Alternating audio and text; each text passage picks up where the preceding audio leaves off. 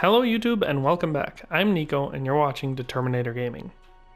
Today we're playing Kingdom Come Deliverance and we're coming at you with another top 5 video. Warning, this video will contain spoilers for both the main story and several side storylines in this game. So if you don't want them to see them, please turn off the video now.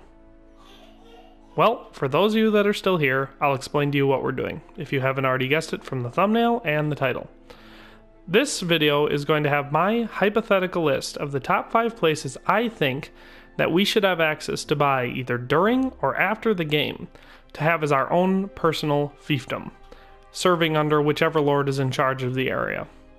I don't think this is out of the realm of possibility. It could be a game asset sort of like Hearthfire was for Skyrim, a small add-on to let us personalize in some way a dwelling, store our things, and make our own.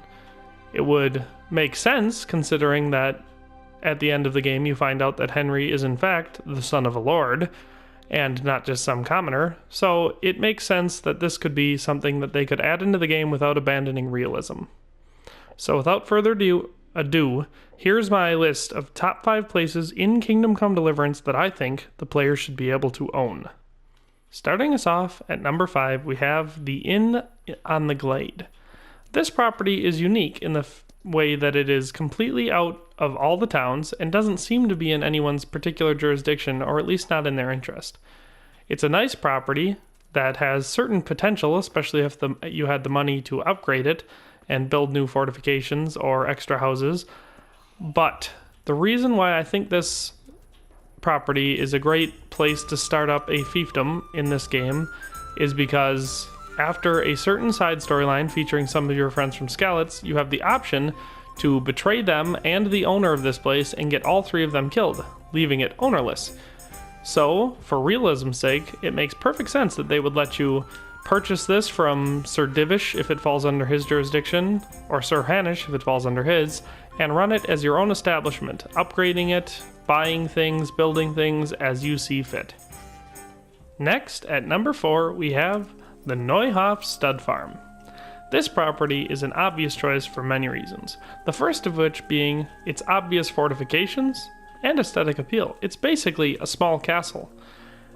Secondly, because we know from the story that the previous vassal to Lord Hanush, Smill, was killed in one of the attacks on this fort by Runt's gang. So, it's obviously in need of a new vassal. And since you've proven yourself to Sir Hanush, and you're of noble blood, it makes obvious sense that you should be, or maybe could be, granted this as your own fiefdom. This would be a great place.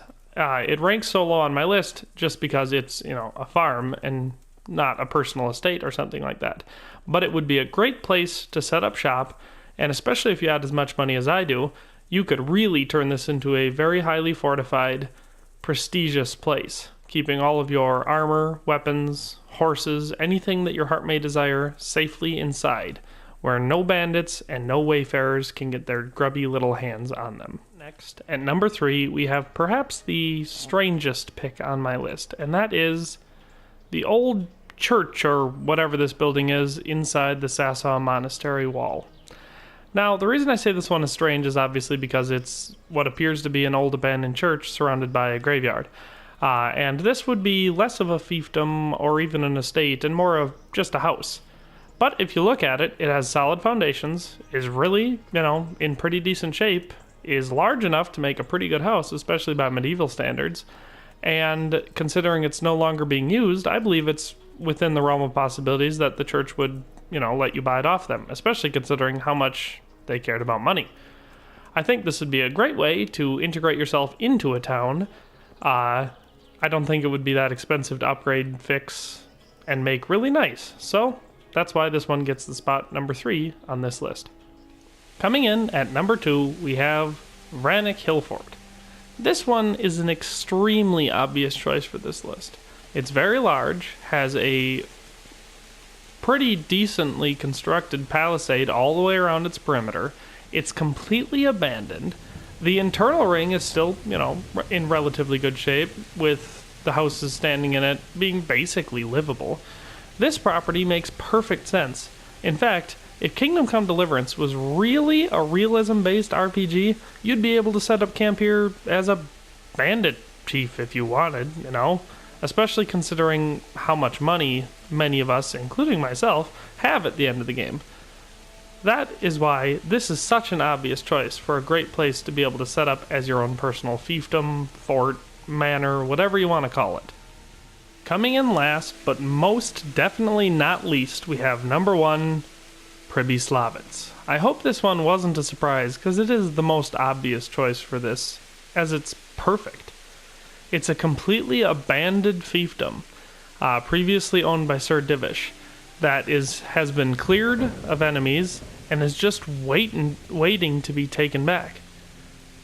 Think about it. It's perfect. It's between Talmberg and Skalitz, making it a strategically important position, especially considering it's the northernmost position in this area, and it would make sense to have a friendly force fortifying and occupying it, as opposed to having yet another enemy force moving in and easily setting up shop. It's perfect for the player because, as you can see from here, it has a central, what I think was a church, but could easily be turned into a castle, or a state, where most of the stonework appears, relatively undamaged. So it appears that it has good potential and would take, I think not a ton to fix it up, especially considering most laborers work for between 1 and 5 groschen a day.